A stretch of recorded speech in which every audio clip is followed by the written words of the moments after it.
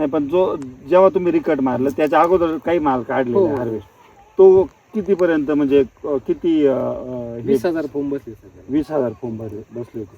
आणि सरासरी साईज काय झाली? साईज याची 400-450.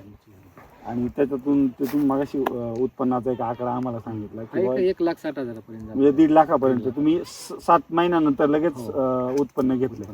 आणि आज 15-16 महिन्याची बाग आहे, म्हणजे आता चांगल्यापैकी सेटिंग पूर्ण एक सरासरी म्हणजे जर झाड चौ बाजूनी बघितलं किती 70-80 सेटिंग असं. पुढचं झाड बघितलं. आता हार्वेस्टिंग पण काही माल म्हणजे तुम्ही बोलता की जसं तयार झालं साईज तर भरपूर झाले. ज्यावेळेस हार्वेस्टिंग झाली साईज चांगली झालेली, प्लॉटला ग्रीनरी पण चांगली आहे, पांढरी मुळी पण चालू आहे, पुढं मर पण जाणवत नाहीये आणि सेटिंग पण चांगलं झालंय. त्याच्यामुळे काय कम अशी उणीव जाणवलीच नाही शेणखताची, नाही का?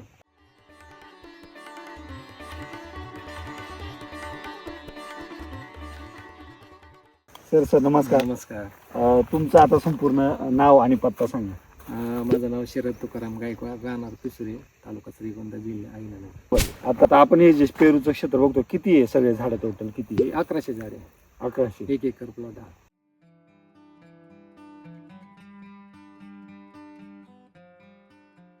एक एकर मध्ये आता हे जी लागवड केली 2 साऱ्यामध्ये अंतर किती ठेवलं? 9x4 ची लागवड सर. 2 साऱ्यांमध्ये 9 फूट 9 फूट आणि 2 झाडांमध्ये 4 फूट. बरोबर.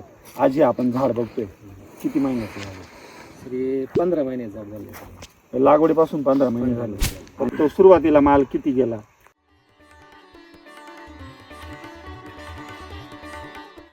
सर ह्याचं 15 जुलैला छाटणी मारली होती, मेन छाटणी. त्याच्यानंतर सेटिंग झाल्याच्या नंतर परत त्याला रिकट मारलं होतं सर, तिसऱ्या पानावरती. नाही, पण जेव्हा तुम्ही रिकट मारलं त्याच्या अगोदर काही माल काढलेला हार्वेस्ट, तो कितीपर्यंत म्हणजे किती 20,000 फोम बसले सगळे. 20,000 फोम बसले होते. आणि सरासरी साईज काय झाली? साईज याची 400-450. आणि त्यातून मगाशी उत्पन्नाचा एक आकडा आम्हाला सांगितला की 1,60,000 पर्यंत. म्हणजे 1.5 लाखापर्यंत तुम्ही 7 महिन्यानंतर लगेच उत्पन्न घेतलं. आणि आज 15-16 महिन्याची बाग आहे, म्हणजे आता त्याच्यावर माल आहे बघा, म्हणजे चांगल्यापैकी सेटिंग पूर्ण आहे. एक सरासरी म्हणजे जर झाड चौ बाजूनी बघितलं 70-80 सेटिंग असं. पुढचं झाड बघितलं. आता हार्वेस्टिंग पण काही माल म्हणजे तुम्ही बोलता की जसं तयार झालं फोम बसच काम. तुम्ही आता परत हार्वेस्ट केला का एवढं 1-2 दिवसामध्ये? नाही हार्वेस्ट नाही. तर तुम्ही तो एक अनुभव सांगत होता की तुम्ही आता हे क्रॉप कव्हर वरून शेडिंग केलंय.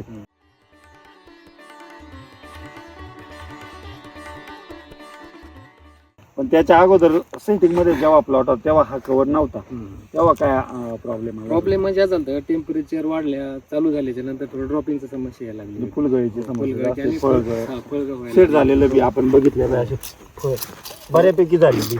हे टेम्परेचरचा इफेक्ट होतो. आणि तुमच्या भागामध्ये आता तुम्ही सांगताय की पाणी थोडंसं कमी पडलेलं, तो एक समस्या. आणि टेम्परेचर वाढतं, टेम्परेचर त्याच्यामुळे हा तुम्ही क्रॉप कव्हर टाकल्याच्या नंतर थोडं गळ पण थांबली आणि टेम्परेचर पण थोडं मेंटेन झाला. बरोबर. बरं, मला एक सांगा की आता लागवडीपासून आतापर्यंत तुम्ही ह्या पेरूसाठी काय ट्रीटमेंट केलेली? याला ट्रीटमेंट जुलैमध्ये ज्यावेळेस फर्स्ट सेटिंग छाटणी घेतली होती त्या टायमाला जवळजवळ 30 बॅग कृषीधन टाकलं होतं एकरला. 1 एकराला. आणि ग्रीन भूमीचे 6 बॅग टाकले होते. अच्छा. हो. आणि पूर्ण हा ऑर्गॅनिक बेसड केला होता आपला. आपले बायो एनपीके, बायो पोटॅश ते पण वापरले. शेणखत किती वापरलेले प्लॉटला? शेणखत नाही टाकले, म्हणजे लागवडीपासून अजिबात शेणखत नाही. जशी लागवड केली का याला त्यापासून शेणखत टाकली. त्याच्यात काही फरक वाटला का तुम्हाला? मला शेणखत वापरलं म्हणून उत्पन्नामध्ये काही फरक पडला किंवा बेसल डोसेस वापरलाय फक्त म्हणून उत्पन्नामध्ये काही नाही कमी कसं जास्तपणा?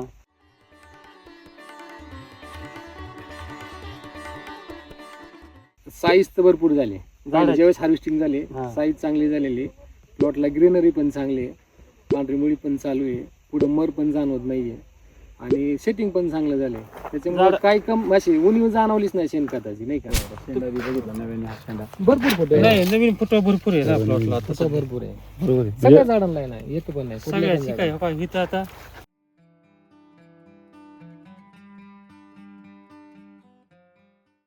जर बघितलं तर फुटवे भरपूर निघालेले तर नवीन सेटिंग पण चालू आहे सेटिंग बघा पण इथं. चालू आहे परत. नवीन कळी पण निघायचं टप्प्याटप्प्याने काम सेटिंग चालू चालू आहे. आहे सर. पहा ना, इथं चालू आहे, नंतर इथं चालू आहे, त्याच्यानंतर बघा इथं नवीन कळी निघायला लागलेली परत नाही का? काही नाही. बघा इथं पण चालू आहे, खाली झालेली आहे त्या बाजूला अशी. आणि खालच्या टप्प्यामध्ये तर भरपूर सेटिंग आहे नाही का. आणि खालचा पहिला जो खाली तळातला प्लॉट त्याला तर फोमिंग पण बसवायचं काम चालू आहे. आता पहिला मुद्दा हा म्हणजे इथं आपण सांगू शकतो की ज्यांचं घरचं शेण आहे हो. त्यांनी पूर्ण कंपोस्ट करून तुम्ही रेस्टला वापरू शकता. हो.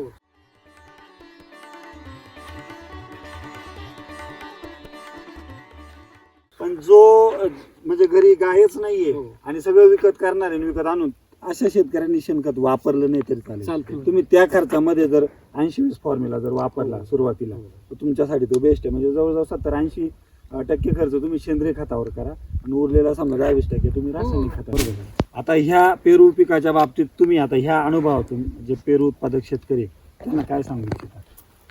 माझ्या अनुभवानुसार मी असं सांगू इच्छितो की शेणखताला जे तुम्ही इन्व्हेस्टमेंट करणार पैसे लावणार त्याच्या वेगळी व्यतिरिक्त ह्या 2 किंवा 3 टप्प्यामध्ये हा जर बेसळ केला टप्प्याटप्प्याने हार्वेस्टिंग छाटणीच्या टायमाला एकदा सेटिंग झालं एकदा नाही का साईजसाठी एकदा तो उत्तम राहतो. तो माझ्या अनुभवानुसार तर छानच आहे.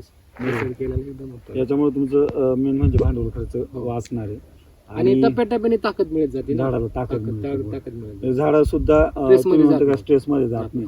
आणि थोडस तुम्ही बोलले की बुवा शेणखत अवॉइड करून ज्यांना शेणखत मिळतच नाहीये पण एक सखोल मार्गदर्शन पाहिजे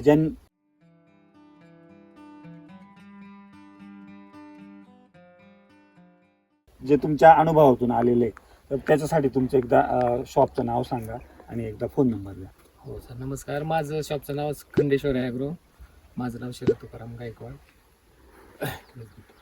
मोबाईल नंबर सांगा. मोबाईल 9691573856.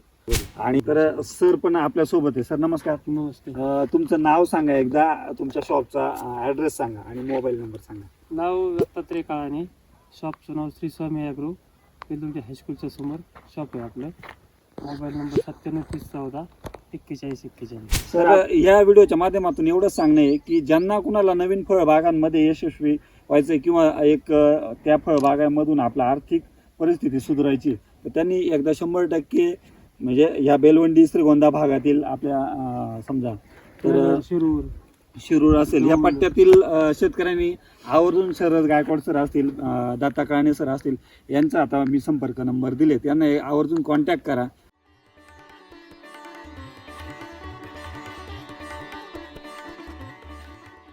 आणि नक्की एका पिकाला एक अनुभव घेऊन बघावं.